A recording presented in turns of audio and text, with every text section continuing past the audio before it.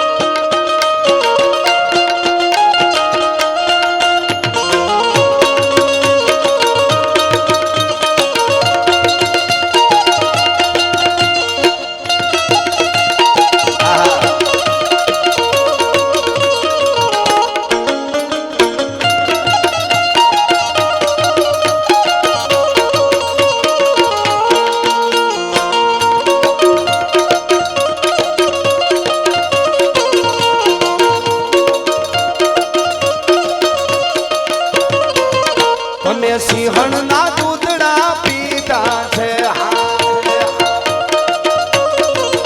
તમે માથાએ જન્મા લીધા છે.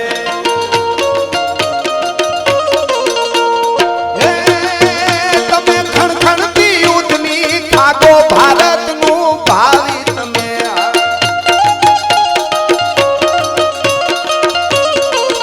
જાગો જાગો જુવાનો, હવે જાગો ભારત. વંદે માતરમ, વંદે માતરમ.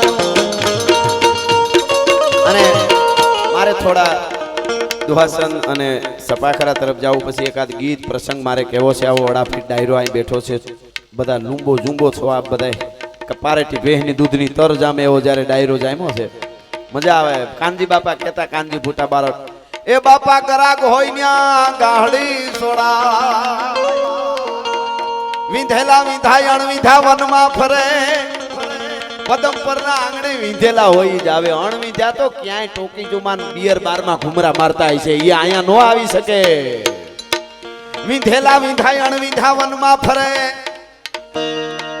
એ મોરારદાન બાપા તારું જંતર વગાડ, મારો જીવતા આત્મો ઠરે.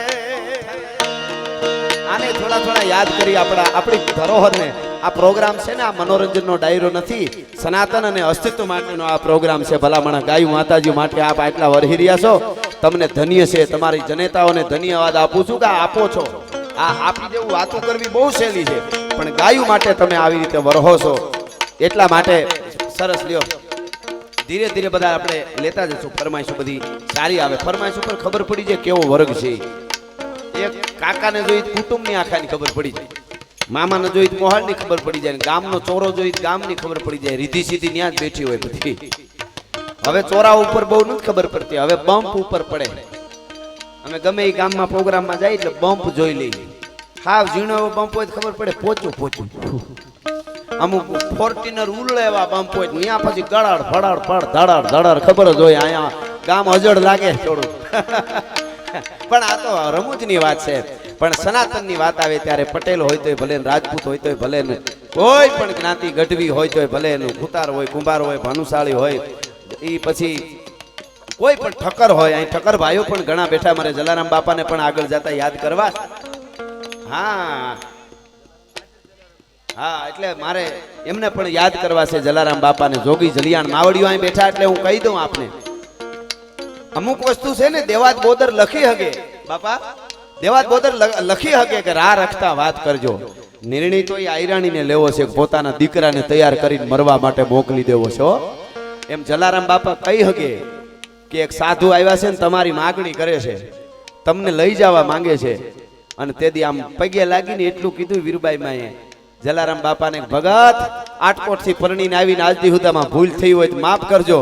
હું સાધુ આરે જાઉં છું પણ હું ભારતની હારી નારી છું. એ સાધુની તાકાત નથી કે વીરપુરનો હિમાળો વટાડી હગે મને લઈને. ભલા માણસ, મારી ભક્તિ ઉપર મને તાકાત છે. આ ભારતની માવડિયું હોય અને એના ઉપર આ ધરોહર ઊભી છે. હજી ઓક્સિજનો મળે છે. હજી અહીંયા 3 ઋતુઓ ભારત સિવાય ક્યાંય નથી. શિયાળો, ઉનાળો, ચોમાહો. આ બહુ જાળવી રાખવા જેવી આપણી પરંપરા છે. આપણે તે યજ્ઞો, કથાઓ ઘણા એવું કરે કે આ બધું શું, ઘણા બહુ ભણી ગયા છે ને ખોટી રીતે ભણવું બહુ જરૂરી છે, પણ ખોટી રીતે ભણી ગયા છે ને એવું કહે છે. એકચ્યુઅલી યજ્ઞો કરે છે ને હજારો કિલો મણ ઘી ઓમી દે છે ને આ બધું શું, તલ ઓમી દે ને જવ ઓમી દે. પણ આપણું આજે તો હવે વૈજ્ઞાનિકે સાબિત કરી દીધું. સાયન્સ એના ઉપર સંશોધન, આપણા શાસ્ત્રો જે એના ઉપર સાયન્સ ગોતે છે ને જડે જ છે હારો પુરાવા. એણે એમ કીધું કે આ બહુ જરૂર, જેટલું સૂક્ષ્મ છે ઘીને તમે બાળી નાખો, સૂક્ષ્મમાં સૂક્ષ્મ જેમ બનતું જાય એટલું જ પાછું વિરાટ બની જાય છે. અને એ ઓક્સિજન માટે આપણા શરીરમાંથી, વેદમાં એવું લખ્યું છે, આપણા શરીરમાંથી 13 પ્રકારના આવેગો નીકળે માણસને. બરોબર? તો આપણે પ્રદૂષણ ફેલાવી છે 13 પ્રકારના, નાકમાંથી, કાનમાંથી, મોઢામાંથી, બીજેથી, ત્રીજેથી, પરસેવામાં. આપ જાણો છો એ પ્રદૂષણ કરવા માટે જે નીકળે છે એ 13 પ્રકારના આવેગો નીકળે છે. એમ આપણી વૈદિક પરંપરામાં ઘર દીઠ નહીં, માથા દીઠ સવારમાં 5 આહુતિઓ આપવાની હતી યજ્ઞમાં. અત્યારે તો આપણને એવું કઈ સમય છે નહીં, પણ વરહે એકાદી વાર કરી તોય ઘણો. એ તેદી આપણે માથા દીઠ 5 આહુતિ આપતા ને તેથી 100 વર્ષથી વધારે જીવતા હતા. પ્રદૂષણ બગડવા નહોતી દીધું, આપણે પ્રકૃતિને નહોતી બગડવા દીધી. આજે આપણને સમજાય પણ મોડું સમજાય કે વૈદિક પરંપરા